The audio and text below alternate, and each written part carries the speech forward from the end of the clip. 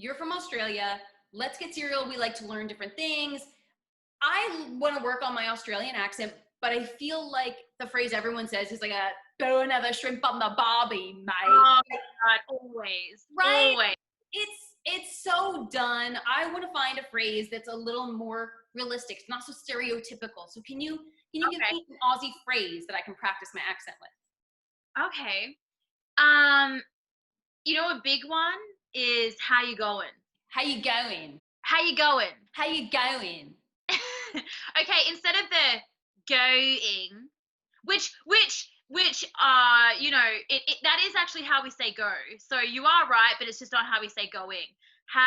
It's like how ya going. How you going? How you going? How you going? How you going? How you going? How you going? How you going? How you going? How you going? How you going? How you going? How you going? How you going? Oh, how you going? Doing good, mate.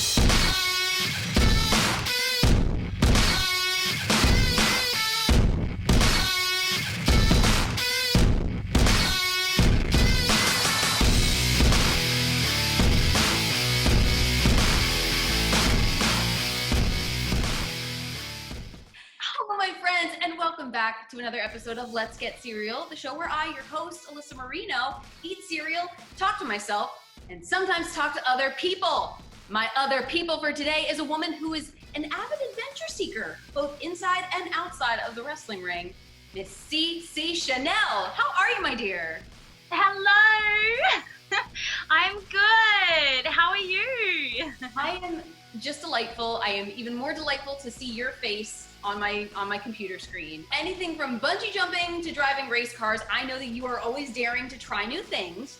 So one of the new things that we're gonna try today is a cereal. I'm so ready, dude. I actually haven't tried that many American cereals.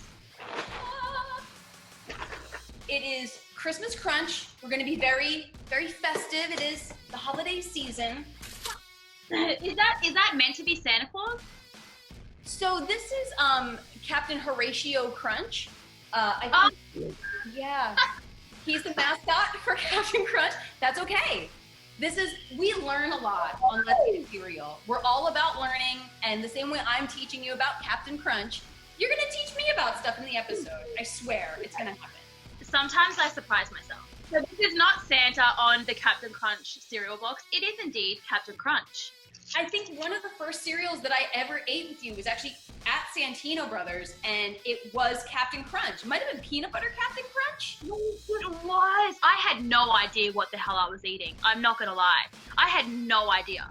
Yeah. I was just like, let's sit down. There's something in this bowl. Let's do it. Oh no, I don't even know how to open up a cereal box. Are they different in Australia? You know, they're not, and that's the sad part about this. I like the form is good. Good form. You know what? I pride myself on good form. Not just in the way I work out, not just in the way I wrestle, but also in the way that I pour cereal. Do you feel comfortable in saturating, kind of like getting the milk to coat the pieces? I like it a little bit more soggy. I won't hold that against you because we are friends. Yeah. Now, I noticed we have some different colored pieces. We have some red and green for the holidays, so I'm gonna try and get red and green and some regular. My friends, let's get cereal. You may not be familiar with this as well as I am, but this just tastes like normal Captain Crunch. It tastes like sweet corn. I don't mind it. Now, one of the things that's actually very notorious about Captain Crunch is that the pieces of Captain Crunch are very well known to slice up people's mouths because they're so sharp and hard and pointy. And I figured this would be great because you're such a thrill seeker, you're very adventurous.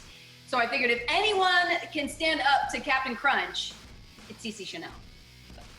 It sure is. It sure is. I can see how that would happen, especially if you don't let it kind of like sit in the milk for a little bit first. In this situation, it works out that you like it a little soggier because it's not quite as dangerous as normal. I think it is just regular Captain Crunch with a little bit of a of food coloring. It does look pretty, and it's also very appropriate for the holiday season. This is holiday themed, and I know that you spent most of your life in Australia. Are there any traditions or celebrations for the holidays that are unique to Australia? It is the complete opposite in Australia for Christmas. Like here, we'll call it winter. Like, well, it's your cooler season. You're about to go into, you know, winter. In Australia, we're in summer.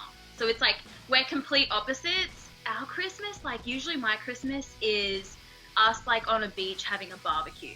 Like, I'm not kidding you. Our Santa is sledding in sand instead of snow. He has on sunglasses and sunscreen. You know, the barbecue's going, and generally, like, because in Australia, I'm sure like a lot of beaches here, but we just have a lot of like barbecue stations like all across, like up the beach and stuff. So usually it's just like we all just get together and we just have like everyone's cooking, and you know, everyone's like going down to the beach, dunking themselves in real quick, then coming up and eating, and then not waiting for the food to digest, and then getting back into the waves, almost drowning, and then coming back up again and doing the same thing. That's pretty much how it works. It's funny because, you know, everyone's story is different, but I moved away from home. Like, I moved to the big city when I was 16 years old because I kind of grew up in a little country town. Like, it's a very small town. So for me, I've only really had, like, since I was 16, I've only really had, like, one Christmas with my family since then. So then if being in the big city, does that kind of change how you, obviously you won't be at the beach celebrating, but do you have any other kind of unique traditions that you do for you? The way that I've kind of celebrated Christmas is I have just like always been in like different places. So when I moved to the city, I was only really there for like 3 to 4 years, and then I moved to Asia, and then I went on the whole like backpacking type thing. So like every year for me, I was like kind of like with different people in different places for Christmas, and it was just so I loved it though, because in terms of like tradition, I was experiencing everyone else's tradition like most years. It was actually really cool. And like now I'm at a place in my life where I'm like, okay, I'm ready to like be with my family for Christmas kind of thing. So we're kind of probably just gonna start our tradition, to be honest. As like an adult, it was just very different. I spent birthdays in different places. I wasn't always like around my family and friends kind of thing, but that's a big part of like who I am, and I loved all my Christmases, you know. Now it's like different because I really want to spend it in the snow because I'm used to like sand. But the biggest thing growing up was just like sand, barbecue, being too hot to dress up in Christmas stuff. Well, okay, so we're talking about the barbecue. Do you have a favorite snack or a favorite dish that is a staple of home for you? There's these little boxes with their like savory treat shapes. You know how you guys have shapes? You have shapes, right? Shapes? Like, oh, you don't have shapes? Oh, man, I'm gonna have to get you some shapes. I think the most popular one is barbecue shapes, and they're basically like, they all come in like, they're like triangles or like squares or circles or whatever. That's hence why the name shapes. But they're like these savory little crackers, and they are just like covered in flavor. Pizza shapes were my absolute favorite. Those, I would say, chocolate bullet, which you guys don't have here. The Americans that I've met, the Americans in my life, aren't that big on licorice. I love black licorice. So there's these little lollies in Australia. They're like basically like little tiny, they look like bullets. That's why they're called bullets. They're just like little tiny licorice pieces, and they're covered in dark chocolate. And they are incredible. They're so good. I feel like if you took licorice and you covered it in chocolate, I might be more sold on it. And it's like the ratio of chocolate and licorice is good. It's not like, ooh, black licorice. It almost reminds me of, have you ever had out here, a raisinette? Where it's like a chewy raisin covered in chocolate. And I feel like the chewy of the licorice with the chocolate might be kind of a similar comparison texture-wise. I've had like goji berries covered in chocolate, or like raspberries or something. They are similar, except for they're a little bit more chewy. Obviously, I need to ask, and then we briefly touched on this before, what is the Australian cereal selection like?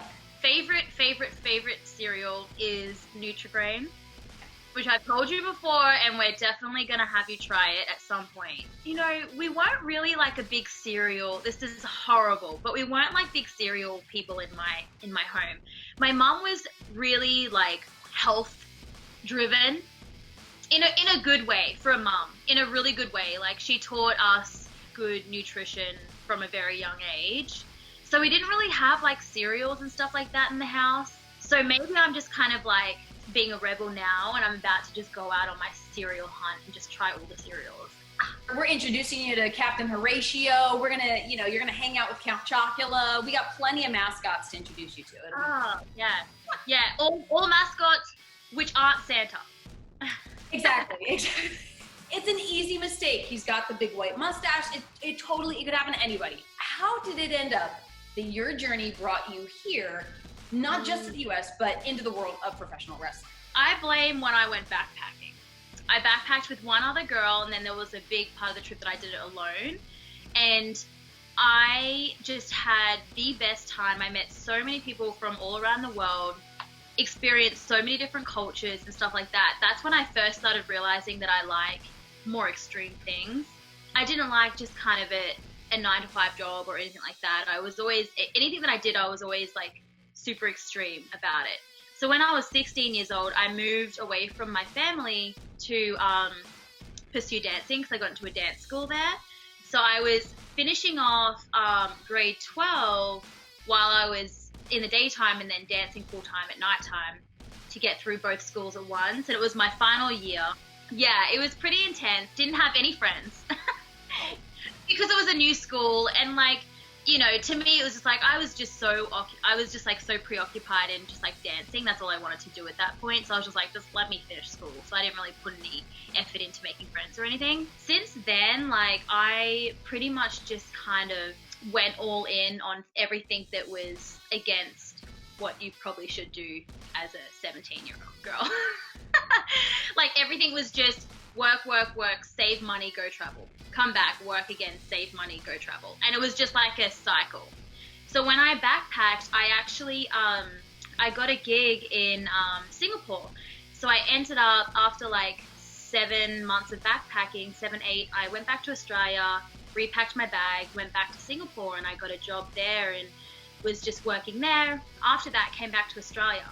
When I came back to Australia, I had a really good job working at like a retailer store. I was, at that time, I was just kind of like in and out. Like, it was just the one job that they would allow me to go and travel and then come back and work. And then it was just easy, and it was just always there.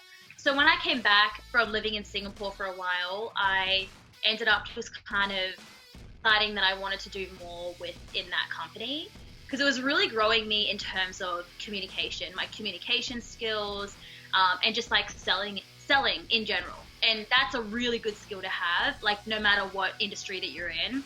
And so I could see that, I could recognize that, and I was like, you know, maybe I need to just kind of put a little bit more effort into this and see how far I can go.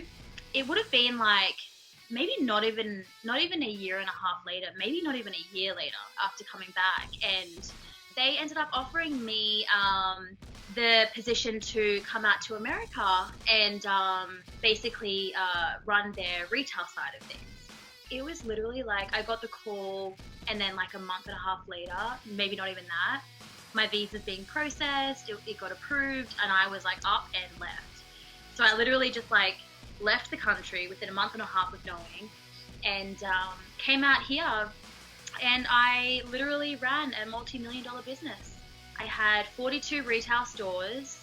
I had over 197 female staff. We had male as well, but it was a female-focused company, you know, helping women with like their confidence and all of that, which is also a very passionate part of me. Yeah, I literally ran 42 retail stores. I opened up stores. I did a lot of things, everything from the finding the location to making the deals to buying all the merchandise to going to the store, literally clipping the merchandise, literally having to do the visual merchandise of the store, to hiring the staff, to training them up, to doing their schedules, to all of it.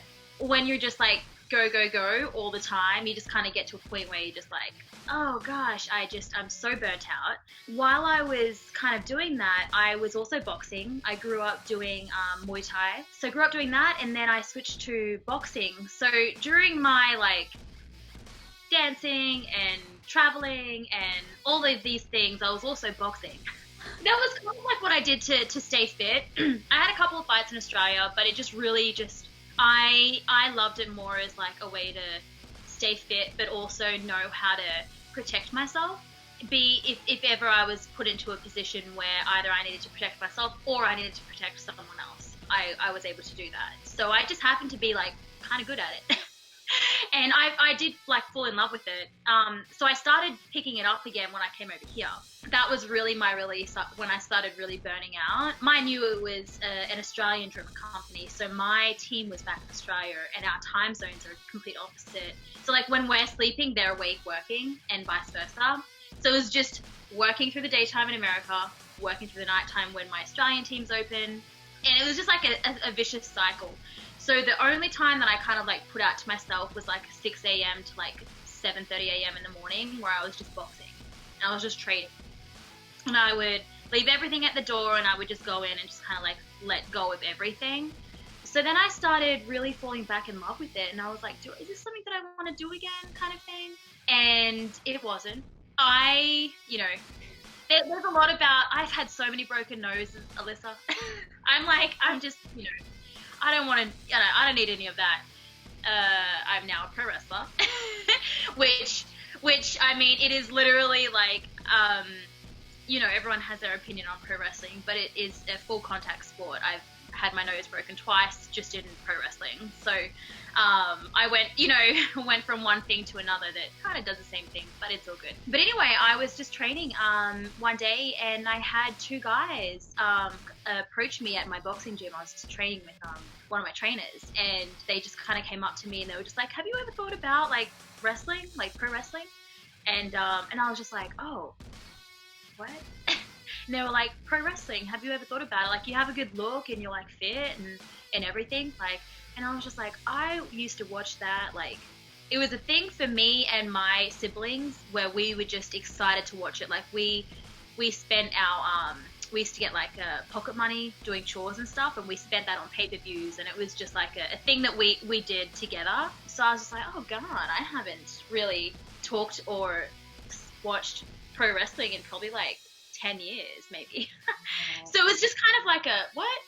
And then I went home that night and I just couldn't stop thinking about it. And I went home and I was just like, that's cool. Is that like something that can actually happen out here? Are there wrestling schools? Like, so I just Googled everywhere and I started finding these wrestling schools, and I found Santino's because they were just by far the more superior kind of option in terms of like reviews and all of that. So I sat on it for about a week, and then I gave them a call.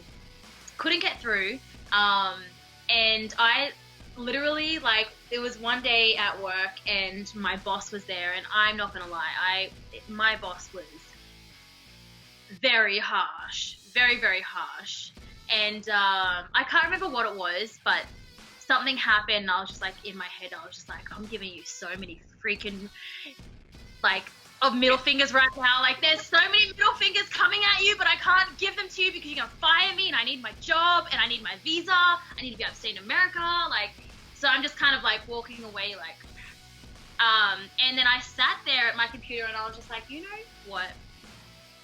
I want to give this a go. I want to try it. I didn't put too much into like research when it comes to like how hard it is or anything like that, because I was just like, I'm pretty hard, you know what I mean? So I was just like, I'm just going to go for it. I'm going to pay my money and hopefully I'll make it past the first training. And if I don't, well, I just lost a lot of money. So I'm going to make it. I'm going to keep going no matter what, because I was just like, I'm not going to do the monthly thing. I'm going to do like the whole lot so I can just go and get it done pretty much and not back out. But I went there for the first day and it was brutal and it was amazing. I loved every part of it. I loved that type of training. That type of training is really what gets the best out of me. I like the more aggressive type of stuff. So we weren't even allowed to get into the ring. I think it was like the third training that we were able to actually step into the wrestling ring, and I stepped in there because I've been in a lot of boxing rings, but I'd never stepped in a pro wrestling ring. And so I stepped in there, and I was just like, whoa, this is cool. We ran the ropes for the first time, and I was just like, oh my god, took my first bump. We had our helmets on and everything, took my first bump. I love this so much. You know, I did all the ballet, tap, contemporary, jazz, Irish dancing, like Balinese dancing, Indonesian, like just all the different types of dancings growing up, because I loved performing. I really loved performing. And that was something that was missing in this life of being able to inspire like all these women, just having all these amazing interactions with women all the time. I loved that part of it, but it wasn't like a career thing anymore for me. I'd loved it, and I'd been like good with where I was at, and I was just ready to just kind of find something more in the performing and the physical side of things again. So pro wrestling was literally like both my passions combined, like, you know, the aggression from like boxing and all of that, and performance wise, like being in front of fans and being able to like make someone feel something is a really powerful thing. And that's kind of like something that I have just always aimed to do in my life. Like I couldn't tell you when I haven't like been like that. I've always been like that. Not sure why, but I really love like making people feel something, that, you know, feel that excitement, or you know, people who really do understand like wrestling and matches and all of that. Like, you know, there's nothing better than having that satisfaction and recognition of, hey, that was a really good match. You know, it's a hard kind of thing when you're newer into the industry, because there's just so many women before you who have also worked really hard. And there's obviously opportunities that come up, and it's like there's something for everyone, but sometimes other people get those opportunities first or whatever. So I was lucky, and I got an opportunity with WOW pretty much immediately after me debuting with Santino's. So that was really, really special, and that kind of just shoved me into TV, into working TV very, very early on in my career. You know, although that was like really hard because you still don't know what the hell you're doing, but it definitely helped shape me. I worked it out, and it helped me learn things quicker. I feel like it's such a thing for you, from everything from, oh, okay, I'm gonna box and be in dance school, and I'm gonna, you know, do regular school. You kind of accelerate everything that you do. From debuting out of Santino's, being part of WOW Women of Wrestling, and then Championship Wrestling from Hollywood, Primetime Live, and so much more, you have this really ferocious work ethic. Do you credit that with anything about how you were raised, or influences in your life that made you that way? My mom, I used to hear this, you know what the sound of a treadmill? It's just like, it's just like, yeah. And I would hear that not every morning, but most mornings when I'm waking up, and I would go out into the sunroom, and she would just be out there on the treadmill. Like she was always like, my mom was very like, she was a ex-ice skater, and she was a dance teacher. She was always taking the healthier routes and always working out and stuff like that. So I was kind of like raised around that. In terms of my work ethic, I was raised with a single mom. It was just me, my younger brother. I have an older sister as well. Our relationship really hasn't kind of developed until later on in our adult lives. Like now we're really close, but back then she wasn't living with us. So it's just myself and my younger brother. And my mom was a teacher. Single mom, you know, we didn't have a lot of stuff. Like we didn't necessarily have money. So I used to watch my mom every single day just grind, and always like, she never fell apart in front of us. She never, you know, she was always like, her mannerisms, she was just very polite. She was always just kind of held herself in a very ladylike fashion, even though I know she was, you know, struggling like big time. So I think that like with that, she was just very like open. Like anything that I wanted to do, like she would support it. Like I could have told her that I wanted to, I don't know, go cliff diving at like 14 years old. And she would have tried to find a way to make that safe and to make that happen. She's very much like an open-minded person. So I think like work ethic wise, like just seeing her and the way she was, like my number one goal ahead of everything, my number one goal is to be able to provide and support my mom. She's just the most amazing woman. She really is. And she hasn't even seen me wrestle. I know. Seriously, the day that my mom will actually be able to see me wrestle live is going to be like such an amazing moment, because she hasn't been able to come over here, and I haven't been back to Australia for over 6 years now. Things aren't like as easy when you're a foreigner in America. They're just not. I don't want to risk not being able to come back in with like visa situations. So it's just kind of been like we're holding on. The day will come. I'm going to get signed. Then you're going to be able to come over here. You're going to be able to watch me. I'm going to be able to go home. I'm going to be able to visit my family finally and my friends. And it's going to be amazing. And it's all going to be worth it. Yes. Yeah. Yes. That's what we, after all of the hard work, how do you like to unwind? What do you do to relax? Working out is kind of sometimes relaxing. It depends what type of workout I'm doing.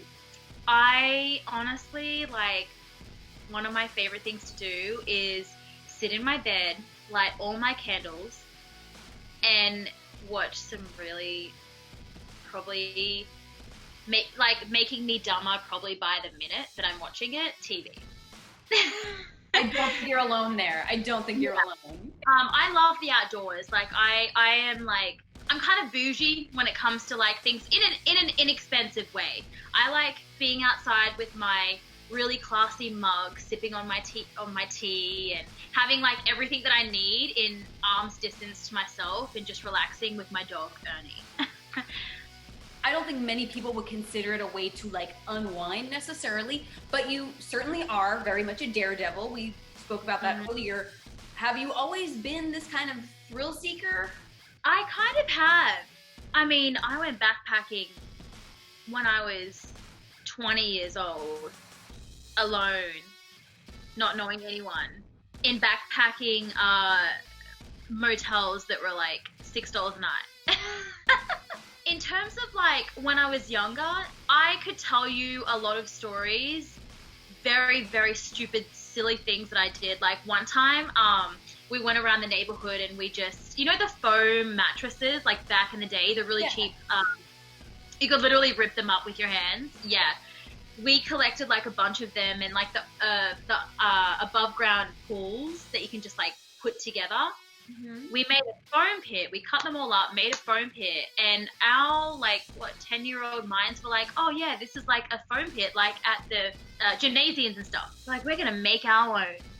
So we made a foam pool, and we're talking maybe like there were like 2 mattresses in there, like 2 ripped up mattresses, maybe 3 ripped up mattresses, and we went to the top of the roof, and I jumped off the top of the roof into the foam pit, broke my collarbone. I have a lot of like really silly stories like that. Like I jumped off a caravan when I was younger and smacked my head. Like my first concussion was when I was like, it was a minor concussion, very minor. I was spinning around as fast as I could, and I'm a very competitive person, so I had to spin faster than everyone else. And there was a car parked in the driveway, and I was spinning, and then everyone was like, stop. And so I stopped, and I just like fell back into the car and hit my head on the bumper. Ooh. Cliff diving, like loved that when I was younger. Here's a funny story about my mom. We went to Asia one time. I would have been about 14 years old. My mom will kill me telling the story, but I was about 14 years old, and I was like, I want to get my tongue pierced. Pierced. And my mom, being the amazing mom that she is, she was just like, you know what, I'm gonna let her do it, because she's been talking about it for a long time. I'm gonna let her do it. I'm gonna take her. I'm gonna go get her tongue pierced, and she is going to be in so much pain, and I'm going to laugh. Was pretty much her way of thinking. But yeah, from a young age, I did that. I think it's just grown. Like especially once I found pro wrestling, like I realized that I really liked the top rope. I realized that I kind of like loved that feeling of jumping off the top rope and stuff. So I was just like, you know what, I want to try out some more. Bungee jumping was incredible. I want to go skydiving. That's kind of like the next big pinpoint in my road at some point. But no, I love it. Racing, like all of that stuff. I grew up around a speed racing track. So my mom is like a really big V8. We always watched like the races, like on a weekend, like we'd always have like the speedway on. My mom's there with probably her rum or scotch or whatever, just like, yeah, screaming at the TVs. I liked racing from a young age. We used to have like racetracks like out a little bit in Australia, and we'd go there and kind of just get sprayed with mud all the time from the cars. But I just love the feeling of kind of just like falling, but being safe. It's like the adrenaline rush.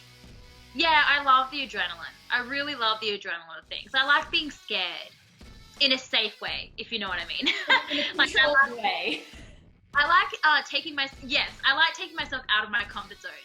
That's like the biggest thing for me. And I noticed when you kind of get into that point of life where you just kind of like burnt out with just always going and always having to be on, that's when I kind of was just like, okay, I've got to start bringing some things in that kind of take me out of my comfort zone a little bit if I really want to be amazing at something. Like if I really want to be good, like great at something, I need to start taking myself out of my comfort zone a little bit, because I can feel myself getting a little bit too comfortable. That's where the growth happens, Yeah. for sure. Well, and speaking of growing, I know that you're always looking for kind of the next adventure, and in this very interesting time, there isn't really too much of that to be had, but do you have any fun projects or new endeavors coming up that you can share? I am still, to this date, I'm still working on skydiving. That's definitely something that's going to be coming up very soon. Yes. That's the biggest thing outside of, like, if we're talking, like, outside of wrestling. Like, a lot of the things that I do, they're kind of more spontaneous. It's really hard. Like, I had a few things lined up with the new, like, lockdown and stuff. It's just kind of, like, everything's kind of just being pushed back a little bit.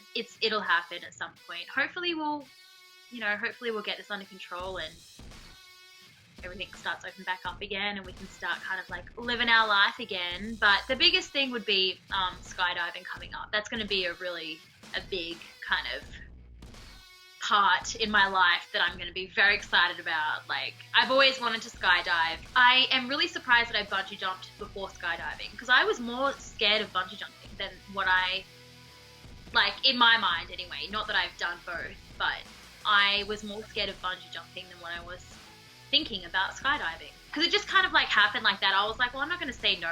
There's not a lot of things that I would say no to. Well, I don't know if that's a good thing.